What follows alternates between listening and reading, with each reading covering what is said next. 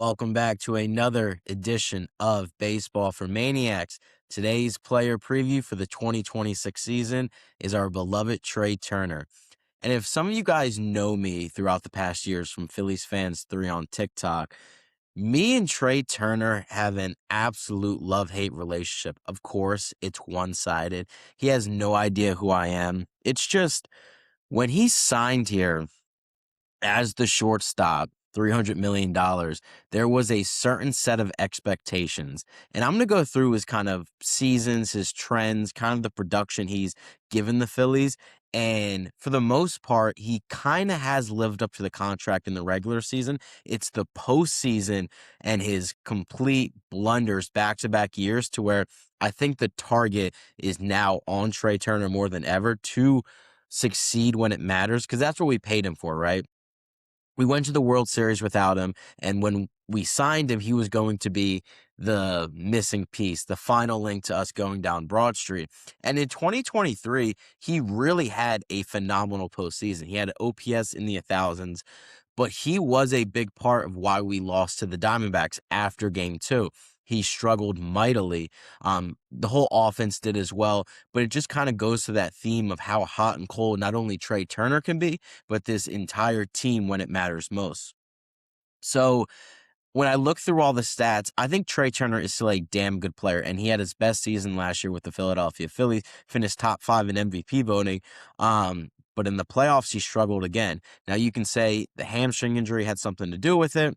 I don't really know. I don't know how much a hamstring uh, affects your swing or your plate discipline or what you're swinging at or your power, this, that, and the third, to where I'm not going to give Trea Turner a pass. And once I get into his 2026 season, spoiler alert, I think he's going to have another good season.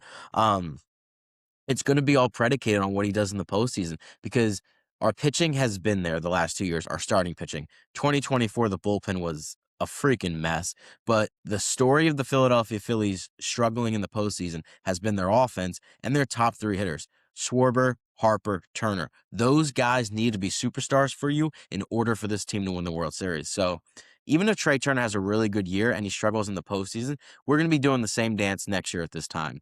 But his contract signed in 2022 for his first season was in 2023, signed 11 years, $300 million, so AAV $27.2 million. We've had Trea Turner for 3 years, so he has 8 more years left on his contract, and he's going to be turning 33 in June, I believe, to where when you sign these long-term deals, you expect the back end to be tough, right? You're paying for the prime years in the beginning of the contract. And Trea Turner, I mean, if he stays on this trajectory for the next 8 years, which is probably very unlikely at this level, then it's going to be a great contract. But if he fizzles out in the next 3 or 4 years to where the last 3, 4 years of the deal are terrible, it's going to be a complete failure of a contract because he hasn't hit his peak form with the Phillies yet. He's had good seasons, but when you're paying that kind of money, especially at a position like shortstop, you expect those players to be superstars. Now, that might be fault on Dave Dombrowski for signing him. Right now, I don't think the contract is a mistake. I mean, he is the best shortstop to come out of that 2022 class because you had Dansby Swanson, Xander Bogaerts. That contract has been terrible. Carlos Correa, we knew when he was jumping from team to team to where, based on his injury concerns, he wasn't going to be that good of a shortstop. So he was the best shortstop out of the class, but it's more of the sense of we don't have money like the Dodgers and Mets to where when we sign these big-time free agents, we have got to hit on them or else it's going to hinder us in future off seasons. We saw what the Castellanos contract did to us. We currently seeing what the Taiwan Walker contract did to us, to where we're pushing up against that third luxury tax to where you guys are wondering why we can't go out and spend money on Kyle Tucker. It's because we made these contracts. So Trea Turner is still a to be determined in the totality of the contract. But in 2025, he had his best season, and I attribute that to his change in his approach that Rob Thompson mentioned last year this time of spring training. He didn't want Trea Turner hitting too many homers. He wanted his approach to be more line drive and direct to the ball because we have home run hitters. We have Kyle Schwarber. We have Bryce Harper, to where if Trea Turner can be batting leadoff for you, be a pest, singles, doubles, cause havoc on the bases, that is what Trea Turner needs to do. He kind of fell in love with the home run ball in 2023 and 2024, and that's not really who Trea Turner is when he's at his best. He's at his best when he was with the Nationals back in 2018, 2019. Again, singles, doubles, triples, causing havoc on the bases, just being a good baseball player. We don't need him to send one to the moon every single time, because I think that takes Trea Turner out of his approach. I think that's when you see the strikeouts. I think that's when you see the chase rate, all that, this, that, and the third. So I give Trea Turner a lot of credit in that sense that he was able to take that constructive criticism and change his approach to where he had his best season with the Philadelphia Phillies, to where I think he needs to keep that same approach going into the 2026 season and the rest of his career. So let's get into his 2025 season. He batted .304, won the batting title. That's crazy that .304 won the batting title. Kind of just shows you where Major League Baseball is at this time, where they're really focusing on power, three true outcomes, to where you're really not going to see hitters batting .340, .330, .320. And you think that number's like crazy, but look back in the day, like in the early 2000s, the mid 2000s, there were a lot of hitters consistently hitting .300, to where I think the game of baseball is going to go back to that if they can, because you need a mix at your lineup. You can't just have a bunch of power hitters. You can't just have a bunch of contact hitters. You have to have a mix, to where if Trea Turner sticks to his approach he had in 2025, let Kyle Schwarber hit the homers. Let Bryce Harper hit the homers, which I think he will do more coming into a season where he's fully healthy, to where that 1, 2, 3 is going to be dominant. But they've been good in the regular season the last 3, 4 years. It's the postseason, to where everything Trea Turner does, everything Kyle Schwarber does, everything Bryce Harper does in the regular season, of course, it's important because you have to get there, but everything is going to be based in October. That's where we are currently in this franchise with the Philadelphia Phillies. The expectation is there, and it's changed. So, again, no matter what Trea Turner does, WIP, the Philadelphia media, he will be judged on what he does in October, and I think that's rightfully so. But with Trea Turner, he had an 812 OPS and 121 OPS plus. So he's 21% better than league average. But he had a 5.4 WAR and finished fifth in MVP voting. And I think what really changed with Trea Turner, one, of course, the plate approach. He changed to where he's more of a singles, doubles hitters, but his defense was phenomenal. If you guys remember, and I'm sure you do because it's not too long ago, Trea Turner's defense in 2023 and 2024 was absolutely horrendous. There was talk after his first year of flip-flopping him and Stott. Stott goes to short. Trea Turner goes to second, because Stott played shortstop for the Phillies in 2022. And I was all on board for that, because Bryson Stott is a better defender than Trea Turner. But when you sign Trea Turner, I'm sure you guarantee that he was going to be the shortstop for at least 5 years. But it got so bad to where it was like, sometimes you got to take those promises and throw them out the door. And I really think 2025 was going to be his last season as shortstop if he didn't improve defensively.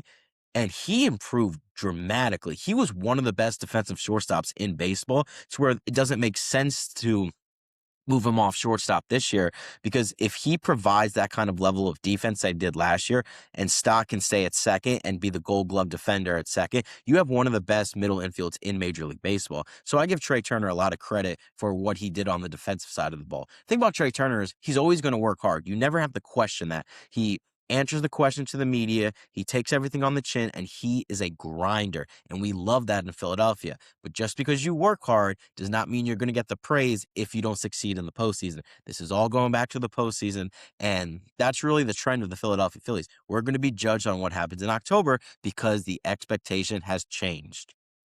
And then I'm just going to compare his 2024 and 2025 season, because the batting's kind of similar in the statistic part of it. But I think the approach just helps out the lineup so much better, to where if he's hitting the homers in 23 and 24, right? The stats might look similar to where his production didn't really change, but you got to look at the other side of it, to where when he's going bad, when he's trying to hit a homers, then he's just striking out and he's not getting on base. But if he's constantly getting those singles, taking his walks, getting those doubles, that makes Bryce Harper's job easier. That makes Kyle Schwarber's job easier, to where when he's on base, obviously they're going to see more pitches to hit.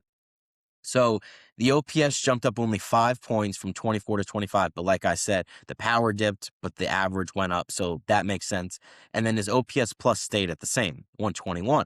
But what really helped Trea Turner get his WAR up was his defense. So in totality in 2025, he was just a much better player. And he did miss 20 more games in 2024. compared to 2025. So of course the WAR is going to be slightly elevated just because you played more games.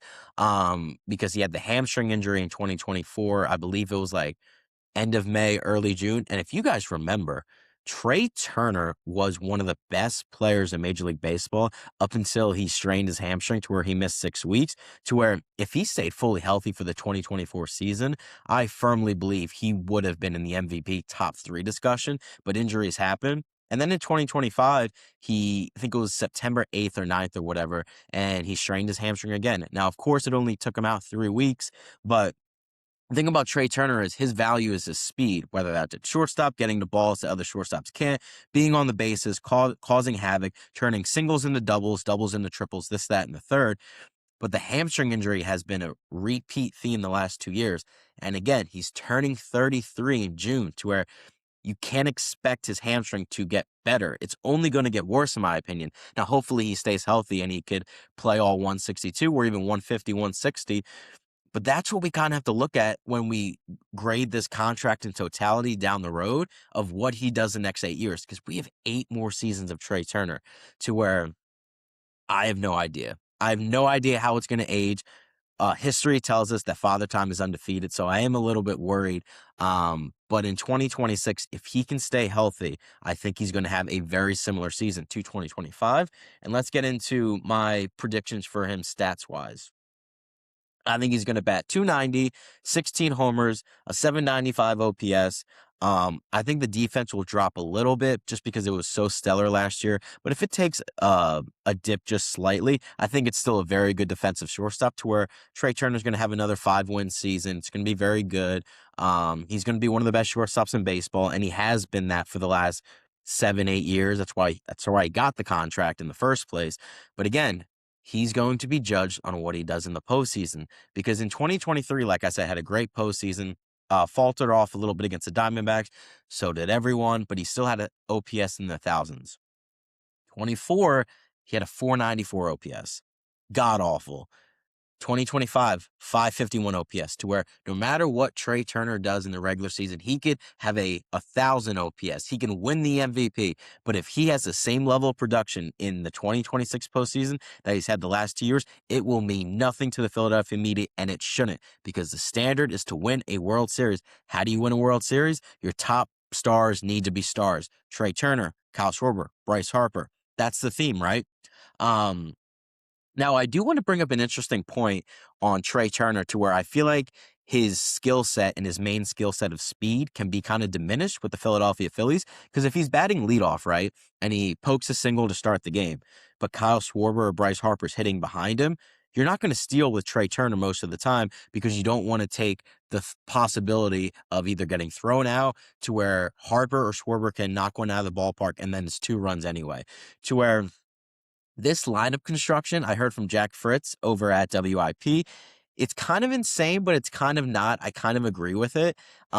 If they bat at Bryce leadoff, which I don't think they'll ever do because Bryce Harper does not want to bat leadoff, but if they did, Bryce Harper, Kyle Schwarber, Trea Turner. What that does is you got your big boppers up in the first inning, 1-2, and then Trea Turner's 3. To where, let's say Kyle and Bryce get out, Trea Turner's up with 2 outs, he hits a single. He's more likely to steal with someone like Alec Bohm behind him, because Alec Bohm puts the ball in play. I think Turner and Bohm back to back, in the sense of just causing havoc, doing hit and runs. Bohmer puts a double in the gap. Turner can score from first. I think that's how you, what's the word? Utilize Trea Turner in the right way. I think he's handcuffed with Harper and Schwarber batting behind him. And you could even do something like Kyle Schwarber, Trea Turner, Alec Bohm, Bryce Harper. But then again, then Alec Bohm's getting more bats than Bryce Harper, which is what we don't want. But I just really think that's an interesting thought that the Phillies really have to consider, is having Alec Bohm protect Trea Turner. But I don't know if they're going to do it. In my humble opinion, I think it's going to be Trea Turner leading off, Bryce Harper batting second, Kyle Schwarber batting third, and Alec Bohm batting fourth, to where we'll see how it goes. And then a possible move to the outfield. Like I said, that was really in the cards after the 2024 season, to where 2025 was his last chance, but he proved that he was really good defensively last year, to where it doesn't make sense to move him at the start of the season. But I've mentioned this, Aiden Miller's coming, and Aiden Miller is a shortstop. Now he's taking ground balls at third just in case, Bomer struggles. Aiden Miller's ready. Miller can just slide right to third. But if the outfield is struggling mightily, which is a very real possibility with Justin Crawford being a rookie, Brandon Marsh, we all know about Brandon Marsh, crushes against righties but struggles against lefties, and then Dolis Garcia on a bounce back year. We have no idea. So if the situation presents itself that Trea Turner's playing well, Alec Boehm's playing well, Bryson Stott's playing well, but Garcia or Crawford is struggling, and Aiden Miller's ready to go, I think you really have to think about possibly moving Trea Turner to the outfield just so you can get your best 9 guys in there.